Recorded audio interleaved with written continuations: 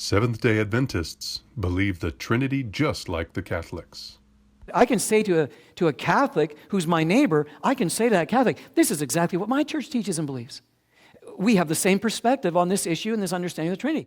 This was not actually true until the General Conference of 1980. I need to clear up something that I have seen going on in our church for some time, and a misunderstanding that I had some time ago. Because I always used to think that the Catholic position on the Trinity was three individuals emanating from one source. Do you understand what I'm saying? And this was what I just listened to a very well-known speaker, and I don't want to give his name for obvious reasons, but I just listened to his presentation on the Trinity, and this was his conceptualization of the Catholic theology. That Catholic people believe in three entities coming from one being or living out of one being, if you get my drift. And I've got to be honest with you, I went to the internet and I went and studied very carefully the doctrinal position of the Catholic Church. And ladies and gentlemen, that is not what they believe. That is not what they believe. Now, I'm not here to defend the Catholic position. As one who teaches Bible prophecy from the position and the perspective of the Seventh-day Adventist Church, ladies and gentlemen, have been teaching it for over 36 years, I know what I believe concerning Bible prophecy and what this church teaches and understands. Now, I'm not here to defend the Catholic position. And ladies and gentlemen, there are positions that I must take against anybody in regards to their position that teaches Bible prophecy from a position that is not being properly taught from the Bible. And unfortunately, there are a lot of churches that do not understand prophecy like we do today. But by the grace of God, hopefully one day they will understand it. Because I have come to the place where I accept the position of the Seventh-day Adventist Church. I did not grow up in the Seventh-day Adventist Church. I came from the outside like many of you probably did. But here's the interesting thing. On this issue of the Trinity, ladies and gentlemen, we need to be careful, and I'm going to tell you why. Well, let me read something to you, and then I'll explain the reason why. This statement here is from the official Catholic doctrine on the Trinity, ladies and gentlemen, 26 pages long. I've read most of it, but let me share something with you. Right in the beginning, the dogma of the Trinity, here's the official position of the Roman Catholic Church. And I'm not here trying to defend the Catholic Church. I'm showing you that we should not be speaking contrary to what they believe and falsely representing them. Because when you do that, whether you're a pastor or a layperson, ladies and gentlemen, let me tell you what's happening. You are breaking the Ten Commandments of God, whether you know it or not. Because if you do that, you are bearing false witness against your neighbor. And ladies and gentlemen, I don't want to do that. And if I can find equal ground, equal footing with somebody of another religious persuasion so that I can convince them to sit down with me and study Bible prophecy and say, hey, listen, we have some similarity here. And if God has opened the door for that to happen, ladies and gentlemen, why would I want to turn around and make an enemy out of that certain individual simply because I have a misunderstanding of their doctrinal position on something? I don't want to do that. I want to find commonality with people so that I can share with them the three angels' message. What do you say? And that's what I want to do as a Christian. But look at this. The Trinity is the term employed to signify the central doctrine of the Christian religion. The truth that in the unity of the Godhead there are three persons, the Father, the Son, and the Holy Spirit. These three persons being truly distinct one from another. That sounds like the statement I just read here at the beginning of this, concerning this book. Three distinct personalities, all inclusively being part of the Godhead. I like your theme for the 2011 ASI convention. Inspired to finish strong. Inspired by God the Father. Inspired by God the Son. Inspired by God the Holy Spirit. The three persons of the Godhead in one, who are from everlasting and are everlasting. Three distinct personalities, all inclusively being part of the Godhead, which I see more as the family name in the nature of God. Thus, in the words of the Athanasian Creed, the Father is God, the Son is God, and the Holy Spirit is God, and yet there are not three gods, but one God. In this Trinity of persons, the Son is begotten of the Father by an eternal generation.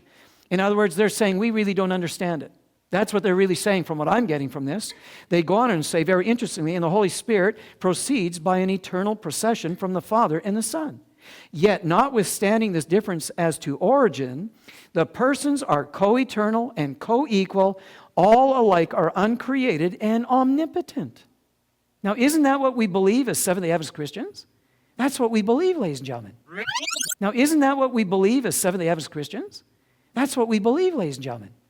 But I want to emphasize today that when we as Seventh-day Adventists talk about the doctrine of the Trinity, we're talking about a biblical doctrine of the Trinity, not a Catholic doctrine of the Trinity. There are significant differences between the Seventh-day Adventist view of the Godhead and the Roman Catholic view of the Godhead.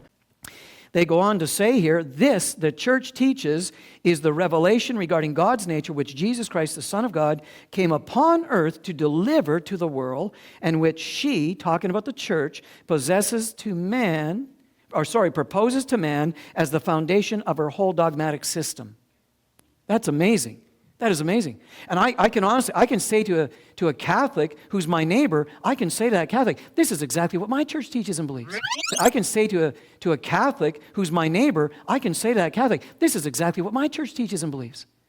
We have the same perspective on this issue and this understanding of the Trinity. But to turn around and say that Catholics believe that three entities emanating out of one being, that is not biblical. And the Catholics don't teach that or believe that themselves. You would have to show that to me and convince me by way of their doctrinal statement, ladies and gentlemen. I would have to read it here because this is their official doctrinal position. And ladies and gentlemen, like I said before, we need to make friends with these precious people. The majority of God's people are still what's out there. Kellogg and Froom both pushed for unity in doctrine with other faiths. Dr. Kellogg has taken the position before those not of our faith that the Battle Creek Sanitarium is undenominational and has thus placed our work in a false light. He made indistinct the line of demarcation between worldlings and those who hold in trust the most solemn truth ever given to mortals. May I here make a frank personal confession? When back between 1926 and 1928, I was asked by our leaders to give a series of studies on the Holy Spirit, covering the North American Union Ministerial Institutes of 1928, I found that, aside from priceless leads found in the Spirit of Prophecy, there was practically nothing in our literature setting forth a sound biblical exposition in this tremendous field of study. There were no previous pathfinding books on the question in our literature. I was compelled to search out a score of valuable books written by men outside of our faith, those previously noted, for initial clues and suggestions, and to open up beckoning vistas to intense personal study. Having these, I went on from there, but they were decided early helps. And scores, if not hundreds, could confirm the same sobering conviction that some of these other men frequently had a deeper insight into the spiritual things of God than many of our own men then had on the Holy Spirit and the triumphant life. It was still a largely obscure theme. Now, I have here something that's very interesting you might want to look into. You can get this from, if you go on the internet, from Rose Publishing out of California. I had to do a whole seminar this summer at camp meeting.